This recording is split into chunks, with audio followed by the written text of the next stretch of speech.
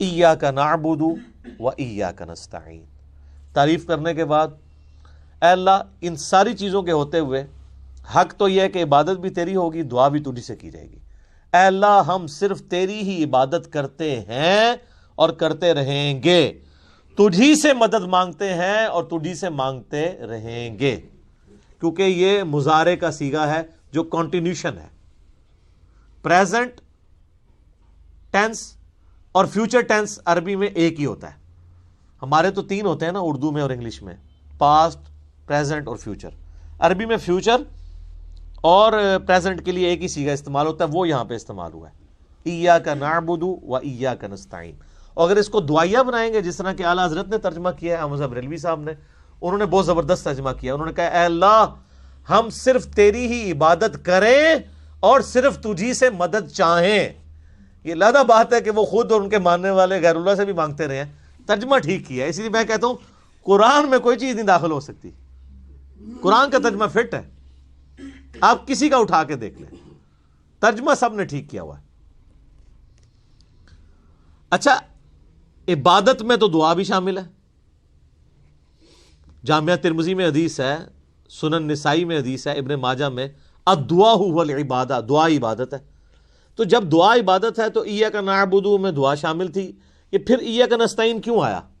اس لیے کہ سب سے سینسٹیو ایشو ہی دعا کا ہے، غیر اللہ کو مدد کے لیے پکارنے کا. تو اللہ تعالیٰ نے اس کو اسپیسیفکلی بیان کیا. اس کے باوجود امت کی اکثریت غیر اللہ سے مدد مانگ رہی ہے. ایک تو ہے ظاہری اسباب، وہ تو آپ مانگیں، تو قرآن میں حکم ہے وَتَعَاوَنُوا عَلَى الْبِرِّ وَالتَّقْوَى وَلَا تَعَاوَنُوا عَلَى الْإِثْمِ وَالْعُدْوَانِ. یہ تو بالکل ٹھیک ہے. وہ ایک مفتی صاحب جو کیو ٹی وی پہ بیٹھے ہوئے ہیں لوگوں کے عقیدے خراب کرنے کے لیے، وہ کہتے ہیں جی اب پھر ہم امی سے روٹی نہ مانگے جا کے. بھائی امی سے روٹی وہ مانگتا ہے جس کی امی گھر موجود ہوتی ہے. جس کی امی قبرستان میں آرام فرما ہوتی ہے، اگر وہ امی سے روٹی مانگ رہا ہو تو اسے کیا کہا جاتا ہے؟ پاگل یا مجذوب. تھوڑے سوفسٹیکیٹڈ ورڈ، مجذوب یا پاگل. تو یہ پاگلوں سے آپ گفتگو کر رہے ہیں، یہ دھوکہ دے رہے ہیں. وہ کہتے ہیں نہیں کوئی دریا میں ڈوب رہا ہو تو اللہ کو پکارے گا، یا جو وہاں پہ کنارے پہ لوگ موجود ہیں ان کو پکارے گا. بھئی یہ تو ساری اسباب ہے. تو سر وہ اس وقت شیخ عبد القادر جیلانی کو بھی پکار کے دیکھ لے اگر اس کو ہے کہ وہ بچا لیں گے، کیونکہ اللہ نے دنیا کو اسباب کے ساتھ جوڑا ہوا ہے. ان کو اگر اپنے بزرگوں پہ اتنا مان ہے تو یہ پھر دریا میں چھلانگ مارے نا اور پکارے بزرگوں کو. ظاہری اسباب میں آپ نے اڈاپٹ کرنے کا حکم ہے. ہاں جو دعا مانگی جائے گی بغیر اسباب کے، آپ جو غائب میں مدد کے لیے پکار رہے ہوتے ہیں، مثلا یہاں بیٹھے میں ان کو کہتا ہوں مجھے پانی پلا دیں، بالکل ٹھیک ہے، لیکن یہ بغداد میں قبر کے اندر ہے، میں کہتا ہوں مجھے پانی پلا دیں، وہی جملہ شرک میں لے جائے گا. یہ ہے اصل مسئلہ. یہ جھگڑتے رہتے ہیں جی وہ جی بزرگوں کو اختیار نہیں. میں کہتا ہوں جی بزرگوں کو اختیار ہو بھی، کوئی بزرگ ماشاءاللہ اتنا پہنچا ہے کہ اسے اللہ نے اختیار ہی دے دیا فرشتوں کی طرح، پھر بھی بزرگوں کو پکارنا شرک ہوگا مدد کے لیے. ویسے آپ نے محبت میں پکارنا ہے، آپ ضرور پکاریں، مدد کے لیے نہیں، ویسے اپنی محبت کا اظہار کریں. لبیک یا رسول اللہ کہیں، لبیک یا حسین کہیں، بالکل ٹھیک ہے، آپ محبت کا اظہار کریں. المدد نہیں. بارش کون برساتا ہے؟ اللہ. ڈیوٹی کس کی ہے؟ تو بارش فرشتوں سے مانگی جائے گی یا اللہ سے؟ اللہ سے. اچھا اگر کوئی فرشتوں سے مانگ لے کہ یار خیر اللہ نے ڈیوٹی لگائی ہے، سر وہ مشرک ہو جائے گا. اور یہ قرآن میں لکھا ہوا ہے. آپ پارہ نمبر 20 کھول لیں اگر کسی کو توفیق ہو. میں نے کئی بار سنا ہے، میں ایک جگہ بیٹھا ہوا تھا، وہاں پہ ایک شیعہ ذاکر بھی تھے. اب مجھے 2-3 دن پہلے، شیعہ عالم تھے بلکہ ذاکر نہیں تھے، 2-3 دن پہلے پتہ چلا ہے وہ فوت بھی ہو گئے. بہت علمی آدمی تھے، اللہ تعالیٰ ان کی مغفرت کرے. تو وہ ان کے ساتھی بیٹھے تھے، وہ کہتے ہیں جی ٹھیک ہے ہم یا علی مدد نہیں کہنا چاہیے، لیکن جو یا علی مدد کہتا ہے آپ اسے کیوں کہتے ہیں وہ شرک کر رہا ہے. میں نے کہا اس لیے قرآن میں لکھا ہے. تو میں نے یہ آیت سورہ النمل کی آیت نمبر 62 پارہ نمبر 20 کے آغاز میں، امن یجیب المضطر اذا دعا ویکشف السوء ویجعلکم خلفاء الارض االہ مع اللہ. بھلا بتاؤ تو کون ہے جو مصیبت میں گھرے ہوئے شخص کی فریاد کو سنتا ہے اور اس کی تکلیف اس سے دور کرتا ہے، اور تمہیں اپنے ماں باپ کے مرنے کے بعد خلیفہ کرتا ہے اس زمین پر. االہ مع اللہ، کیا اللہ کے ساتھ کوئی اور الہ بھی ہے جس کی یہ کوالٹی ہو؟ قلیلا ما تذکرون، بڑے کم لوگ ہی نصیحت پکڑتے ہیں۔ تو میں نے کہا اللہ تعالیٰ کہہ رہا ہے کہ جس کے بارے میں تمہارا یہ عقیدہ ہے نا کہ وہ مصیبت اور پریشانی میں تمہارا مشکل کشا ہے، تو گویا الہ ہے وہ۔ اور سب سے پہلے تو مولا علی ان کے گریبان پکڑیں گے جنہوں نے مولا علی کے بارے میں عقیدہ گھڑ لیا۔ مولا علی بھی اپنی نمازوں میں اللہ کو پکارتے تھے، مولا علی کا ماننے والا بھی ہوگا جو اللہ کو پکارے گا۔ پھر بڑے بڑے دھوکے ہیں جی ان کے، وہ کہتے ہیں جی وہ جی غیر اللہ سے مدد کہتے ہیں حرام ہے۔ اور کون کہتا ہے غیر اللہ سے مدد حرام ہے؟ آپ یہودی سے بھی مدد لیں، بخاری مسلم میں حدیث ہے نبی علیہ السلام جب فوت ہوئے ہیں آپ کی زرہ ایک یہودی کے پاس گروی رکھی ہوئی تھی، لیکن جو سامنے موجود نہیں اس سے تو نہیں آپ اسباب کے طور پہ مدد لے سکتے۔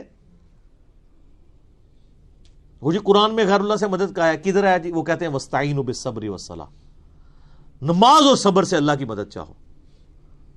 تو وہ مدد تو اللہ کی چاہ رہے ہیں، یا یہ کہہ رہے ہیں کہ المدد یا نماز میری مشکل کشا، المدد یا صبر مشکل کشا۔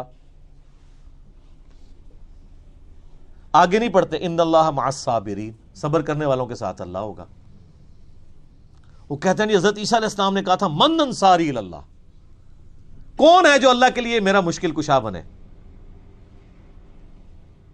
وہ تو ظاہری اسباب میں، ہمارے نبی علیہ السلام کے بھی صحابہ آپ کے جو ساتھی تھے وہ آپ کے اسباب میں آپ کے مشکل کشا تھے، لیکن وہ والا مشکل کشا نہیں کہ جو آپ وہ سمجھ رہے ہیں۔ ورنہ اگر نبی کا مشکل کشا صحابہ اکرام تھے تو پھر تو ان کا مرتبہ اوپر ہو گیا۔ تو وہ صرف صحابہ مشکل کشا نہیں تھے، وہ یہودی جس نے نبی علیہ السلام کی زرہ گروی رکھ کے آپ کو کچھ دیا تھا وہ بھی مشکل کشا ہے۔ اور سب سے بڑا مشکل کشا سورج ہے۔ سورج اگر ختم ہو جائے تو زمین پہ نہ نباتات اپنا اگ سکتی ہیں، نہ حیوانات ان نباتات کو کھائیں گے، سب کچھ ختم ہو جائے گا۔ دنیا میں ہواؤں کا چلنا، موسموں کا بدلنا، یہ سب کچھ سورج کی وجہ سے ہے۔ تو کوئی کہتا ہے المدد یا سورج،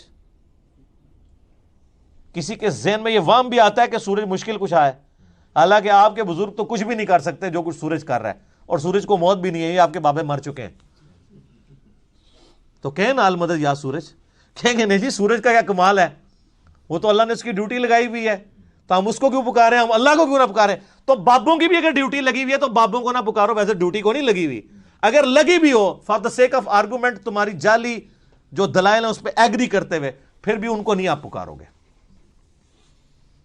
شرک ہو جائے گا اور ناقابل معافی جرم ہو جائے گا۔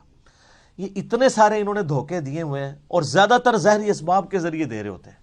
وہ جی صحیح بخاری میں حدیث ہے، ایک صحابی کی پنڈلی ٹوٹ گئی، وہ حضور کے پاس حاضر ہوا، آپ علیہ السلام نے ہاتھ پھیرا، بالکل ٹھیک ہے، لیکن آج اگر کسی کی پنڈلی ٹوٹے گی تو نبی علیہ السلام تو دنیا میں موجود نہیں ہے،